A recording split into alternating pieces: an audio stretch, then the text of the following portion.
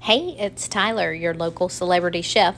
Just kidding. I'm just a normal girl who loves to eat, and today we're going to be making this delicious bread pudding. I picked up this delicious looking 5-grain bread from the deli at my local Ingles, and I was super excited to try it, but when I did, it was kind of old and dry.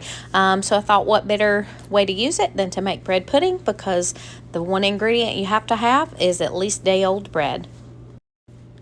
I'm starting with like a 9 by 9 size casserole dish here, and you want to butter your pan so your ingredients don't stick. So I basically just took a stick of butter and rubbed it all over the bottom and the sides of the pan to get started. Blue Bonnet brand butter is my go-to, and I use it for all my baking. Next up, I recruited some help from my oldest, Landon, and we started tearing the bread apart so that we could put it in our pan to get ready for the rest of our ingredients. I took the remaining stick of butter. Honestly, it was probably about 8 tablespoons when I started. So I put the remainder in a glass measuring cup and heated it in the microwave to melt it. Then you're simply going to pour it right over top of your bread. Next up, we're going to start on our eggs. I used a total of 8 eggs, and as you see here, I am cracking them individually, putting them in a separate glass bowl so that I can get ready to beat them. And PSA here, you're going to want to use a bowl that is a little bit bigger than the one I chose initially, because once I got my other ingredients in, it got really full and I couldn't stir it the way I needed to. So just be smart and start with a bigger bowl.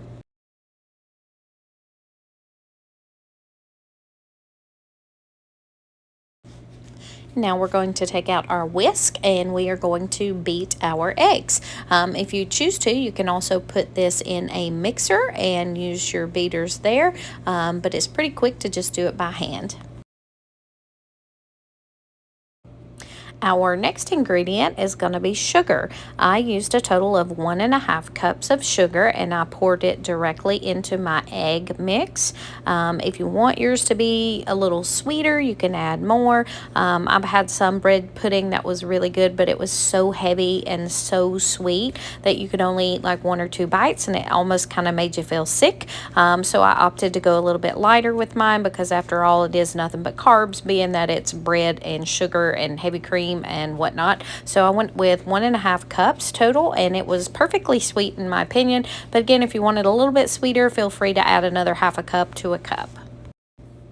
Mix well after adding your sugar, and the next thing we're going to do is add vanilla.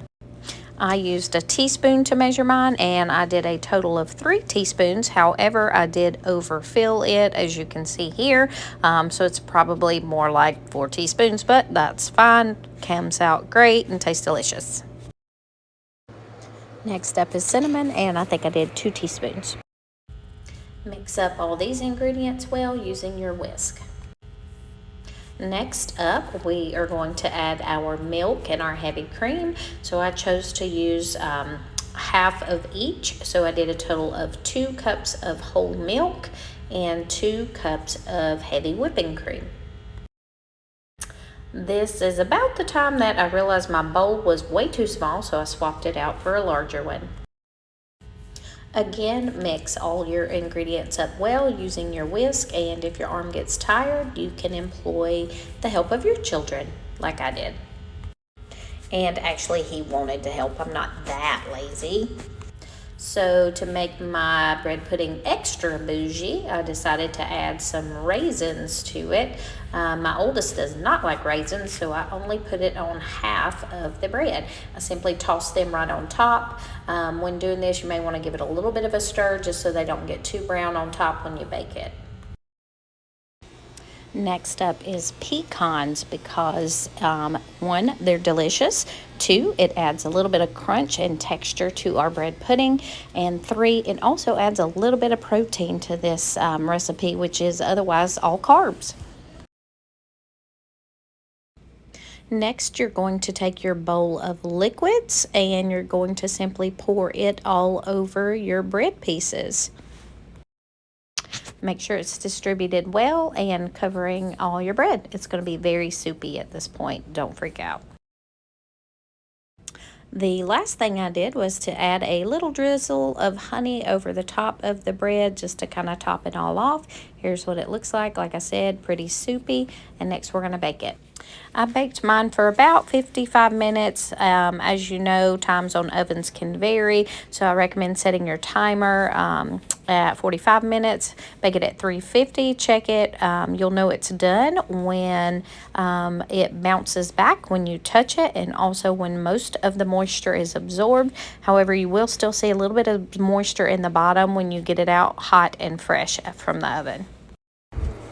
You can serve it warm, and it pairs great with a little scoop of ice cream, or if you prefer cold desserts, you can certainly serve it cold, and it's great for a special treat on holidays or even for a breakfast casserole.